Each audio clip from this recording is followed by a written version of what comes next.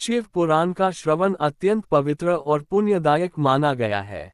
ये पुराण भगवान शिव की महिमा का गान करता है और जीवन के विभिन्न पहलुओं पर गहन तत्वज्ञान और आध्यात्मिक मार्गदर्शन प्रदान करता है। इसे सुनने से व्यक्ति के सभी पाप नष्ट हो जाते हैं और मोक्ष की प्राप्ति होती है। शिव पुराण की कथा सुनने से जीवन में सकारात्मक ऊर्जा का संचार होता है और भगवान शिव की कृपा प्राप्त होती है। तो चलिए इस पवित्र यात्रा को शुरू करते हैं और भगवान शिव की कृपा से अपने जीवन को पवित्र और सुखमय बनाते हैं। शिव पुराण महात्म्य 5वां अध्याय। बिंदु का पिशाच योनि से उद्धार। सूत जी बोले, शौनक, एक दिन चंचुला आनंद मग्न उमा देवी के पास गई और दोनों हाथ जोड़कर उनकी स्तुति करने लगी। चंचुला बोली, हे गिरिराज नंदिनी, स्कंद माता उमा, आप सभी मनुष्यों एवं देवताओं द्वारा पूज्य तथा समस्त सुखों को देने वाली हैं। आप शंभु की अर्धांगिनी हैं। आप ही सगुणा और निर्गुणा हैं। हे सच्चिदानंद स्वरूपिणी, आप ही प्रकृति की पोषक हैं। हे माता, आप ही संसार की सृष्टि, पालन और संहार करने वाली हैं। आप ही ब्रह्मा, विष्णु और महेश को उत्पन्न करने वाली परम शक्ति हैं। सूत जी कहते हैं, शौनक, सद्गति प्राप्त चंचुला इस प्रकार देवी की स्तुति कर शांत हो गई। उसकी आंखों में प्रेम के आंसू उमड़ आए। तब शंकर की अर्धांगिनी भवानी उमा देवी ने बड़े प्रेम से चंचुला को चुप कराते हुए कहा, सखी चंचुला, मैं तुम्हारी स्तुति से प्रसन्न हूँ। बोलो, क्या वर मांगती हो? चंचुला बोली, हे गिरिराज कुमारी, मेरे पति भृग इस समय कहाँ हैं? उनकी कैसी गति हुई है? मुझे बताइए और कुछ ऐसा उपाय कीजिए ताकि हम फिर से मिल सकें। हे महादेवी, मेरे पति एक शूद्र जाति वेश्या के भक्त थे और पाप में ही डूबे रहते थे। गिरिजा बोली, बेटी, तुम्हारा पति भृग बड़ा पापी था। उसका अंत बड़ा भयानक हुआ। वेश्या का उपभोग करने के कारण वह मूर्ख नरक में अनेक वर्षों तक अनेक प्रकार के दुख भोगकर अब शेष पाप को भोगने के लिए स्वमल्य पर्वत पर पिशाच की योनि में रह रहा है। वह वहीं वायु पीकर रहता है और सब प्रकार के कष्ट सहता है। सूत जी कहते हैं, शौनक, गौरी देवी की यह बात सुनकर चंचुला अत्यंत दुखी हो गई।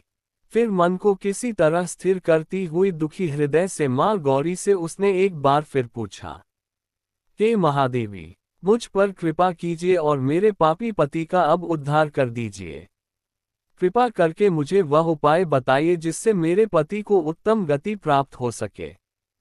गौरी देवी ने कहा, यदि तुम्हारा पति भृग शिव पुराण की पुण्यमयी उत्तम कथा सुने तो वह इस तामसिकता को पार करके उत्तम गति का भागी हो सकता है। अमृत के समान मधुर गौरी देवी का ये वचन सुनकर चंचुला ने दोनों हाथ जोड़कर मस्तक झुकाकर उन्हें बारंबार प्रणाम किया तथा प्रार्थना की कि मेरे पति को शिव पुराण सुनाने की व्यवस्था कीजिए। ब्राह्मणी चंचुला के बार बार प्रार्थना करने पर शिव की अर्धांगिनी गौरी देवी ने भगवान शिव का गुणगान करने वाले गंधर्वराज तुम्बुरु को बुलाकर कहा, तुम्बुरु, तुम्हारी भगवान शिव में भक्ति है। तुम मेरे मन की सभी बातें जानकर मेरे कार्य को सिद्ध करते हो। तुम मेरी इस सखी के साथ स्वमल्य पर जाओ। वहां एक महाघोर और भयंकर पिशाच रहता है। पूर्व जन्म में वह पिशाच भृग नामक ब्राह्मण मेरी इस सखी चंचुला का पति था। वह वेश्यागामी हो गया। उसने स्नान संध्या आदि नित्यकर्म छोड़ दिए। क्रोध के कारण उसकी बुद्धि भ्रष्ट हो गई। त्रिविध पापों से उसकी पवित्रता तथा सत्कर्म से घृणा बढ़ गई थी। वह अन्याय अत्याचार करता, लोगों को सताता और उनके घरों में आग लगा देता था। चांडालों से दोस्ती करता और रोज वेश्या के पास जाता था। पत्नी को त्यागकर वह अन्य लोगों से दोस्ती कर उनके संपर्क में रहता था। वह मृत्यु तक दुराचार में फंसा रहा। मृत्यु के बाद उसे पाप कर्मों के भोग स्थान यमपुर ले जाया गया। वहां घोर नरकों को सहकर इस समय वह स्वमल्य पर्वत पर पिशाच बनकर रह रहा है और पापों का फल भोग रहा है। तुम उसके सामने परम पुण्यमयी पापों का नाश करने वाली शिव पुराण की दिव्य कथा का वाचन करो। इस कथा को सुनने से उसका हृदय सभी पापों से मुक्त होकर शुद्ध हो जाएगा और वह पिशाच योनि से मुक्त हो जाएगा। तामसिकता से मुक्त होने पर उस भृग नामक पिशाच को विमान पर बिठाकर तुम भगवान शिव के पास ले आना। सूत जी कहते हैं, शौनक, माँ उमा का आदेश पाकर गंधर्वराज तुम्बुरु हर्षितापूर्वक अपने भाग्य की सराहना करते हुए चंचुला को साथ लेकर विमान से पिशाच के निवास स्थान स्वमल्य पर्वत गया। वहां पहुंचकर उसने उस विकराल आकृति वाले पिशाच को देखा। उसका शरीर विशाल था, उसकी ठोड़ी बड़ी थी, वह कभी हंसता, कभी रोता और कभी उछलता था। महाबली तुम्बुरु ने भृग नामक पिशाच को पाश से बांध लिया। उसके पश्चात तुम्बुरु ने शिव पुराण की कथा बाँचने के लिए स्थान तलाशकर मंडप की रचना की। शीघ्र ही इस बात का पता लोगों को चल गया कि एक पिशाच के उद्धार हेतु देवी पार्वती की आज्ञा से तुम्बुरु शिव पुराण की अमृत कथा सुनाने स्वमल्य पर्वत पर आया है। उस कथा को सुनने के लोभ से बहुत से देवर्षि वहां पहुंच गए। सभी को आदरपूर्वक स्थान दिया गया। पिशाच भृग को पाश में बांधकर आसन पर बिठाया गया और तब तुम्बुरु ने परम उत्तम शिव पुराण की अमृत कथा का गान शुरू किया। उसने पहली विद्या संहिता से लेकर 7वीं वायु संहिता तक शिव पुराण की कथा का संपूर्ण वर्णन किया।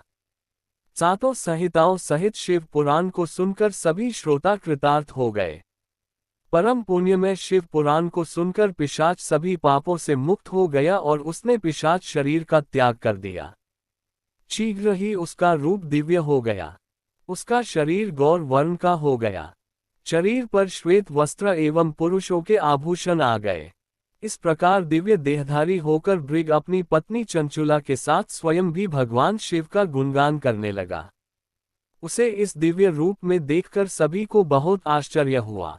उसका मन परम आनंद से परिपूर्ण हो गया। सभी भगवान महेश्वर के अद्भुत चरित्र को सुनकर कृतार्थ हो, उनका यशोगान करते हुए अपने अपने धाम को चले गए। भृग अपनी पत्नी चंचुला के साथ विमान में बैठकर शिवपुरी की ओर चल दिया।